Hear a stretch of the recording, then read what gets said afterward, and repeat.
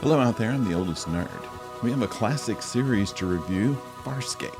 Produced in Australia by the Jim Henson Company between 1999 and 2003, it takes the usual trope of a ship of humans and an alien, usually to point out the foibles and inconsistencies of humanity, and turns it on its head.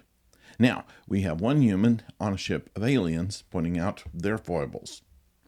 John Crichton, a scientist from the fictional IASA, is going into orbit on a space shuttle to test a smaller craft dubbed Farscape S1E1, and a theory that enormous speeds can be attained by using the Earth's gravity. In the middle of the test, Farscape S1E1 is pulled into a wormhole to a distant part of space where a group of fighters are attacking a larger ship. While Crichton is trying to understand what's happened to him, a fighter clips one of his wings, loses control, and crashes on a nearby asteroid. Meanwhile, Farscape S1E1 is pulled into the larger ship, and our story really begins.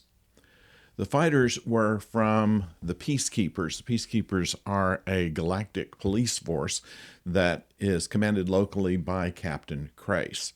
The dead fighter pilot was his brother, and so Crace is now determined to find Crichton and find out who he is, what he's there for, and where he came from, and what kind of technology this ship was able to defeat his brother. He would not later believe that it was just an accident.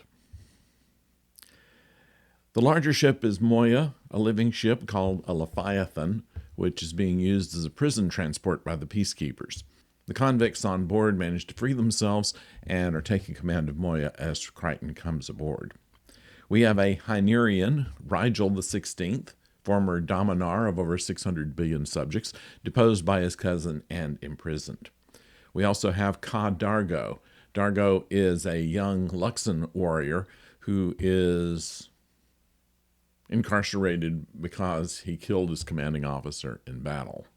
Pa'u-Zoth-Zan, a Delvian priest who was a counter-revolutionary on her own planet, was also imprisoned.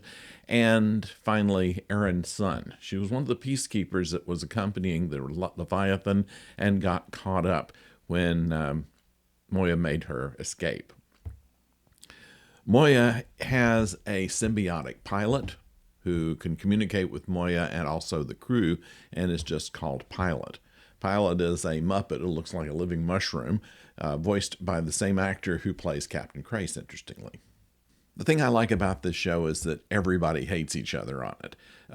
And they're all suspicious of Crichton at this point, as they've never heard of humans before. And he looks like the Peacekeepers. They are Sebaceans, not human, and look human, but have some important differences. Crichton is accepted as he helped them get away, though, in an application of the theory that originally created the wormhole that got him there.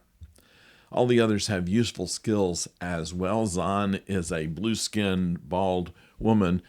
She is the healer, among other things.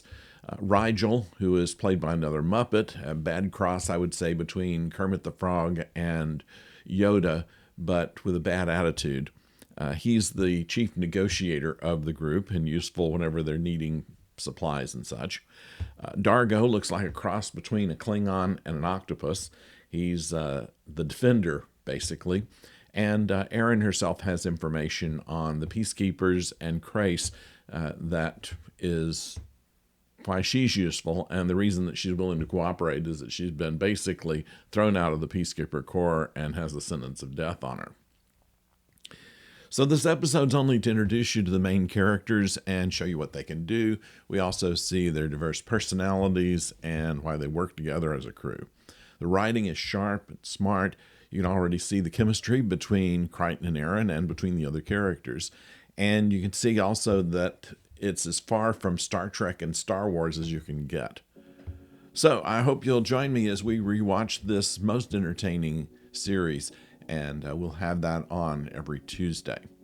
As always, please like and subscribe if you like what you see and would like to subscribe to it. You'll help us out.